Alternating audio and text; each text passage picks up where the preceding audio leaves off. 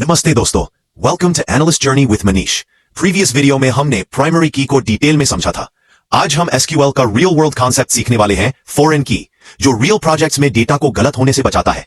इस वीडियो में हम देखेंगे टेबल्स के बीच रिलेशनशिप कैसे बनता है। सबसे पहले सिंपल लैंग्वेज में समझो, फॉरेन की एक ऐसा कॉलम होता है जो दूसरे टेबल के प्राइमरी की को रेफर करता है।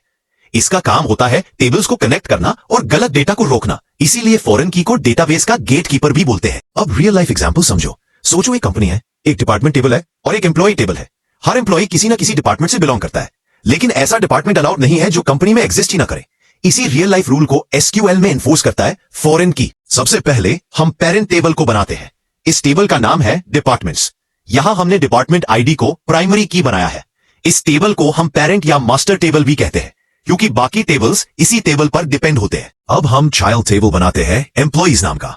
यहां हमने डिपार्टमेंट आईडी को फॉरेन की लिया है, जो डिपार्टमेंट्स टेबल के डिपार्टमेंट आईडी को रेफर करता है। यहीं से टेबल्स के बीच रिलेशनशिप क्रिएट होता है। अब हम टेबल का स्ट्रक्चर चेक करते हैं DESC एम्प्लॉइज कमांड से। इससे पता चलता है कि कीज प्रॉपर्ली अप्लाई हुई या नहीं।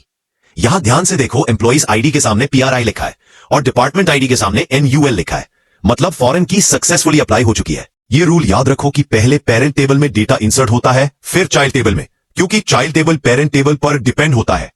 यहां हमने डिपार्टमेंट आईडी 101 और डिपार्टमेंट नेम IP इंसर्ट किया है और देख सकते हो कि क्वेरी सक्सेसफुली एग्जीक्यूट हो गई है। अब हम डिपार्टमेंट टेबल का डेटा चेक करते हैं। इसका SQL कोड होगा select start from department, और आप देख सकते हो डिपार्टमेंट आईडी 101 सक्सेसफुली ऐड हो चुका है। अब हम चाइल्ड टेबल में एम्प्लॉय का डेटा इंसर्ट करते हैं। यहां डिपार्टमेंट आईडी 101 यूज हुई है, जो पेरेंट टेबल में पहले से एग्जिस्ट करती है, इसलिए क्वेरी सक्सेसफुली एग्जीक्यूट हो गई है। अब हम एम्प्लॉइज टेबल का डेटा चेक करते हैं। इसका SQL कोड होगा select star from employees।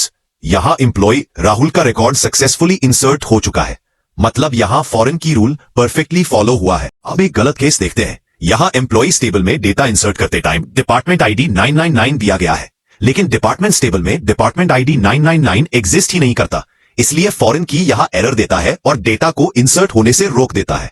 इस तरह फॉरेन की डेटाबेस को सेफ रखता है। अगर वीडियो पसंद आया हो तो लाइक कर देना और ऐसे ही डेली SQL सीखने के लिए चैनल को सब्सक्राइब कर लेना। मिलते हैं नेक्स्ट लेसन में। Analyst journey with Manish.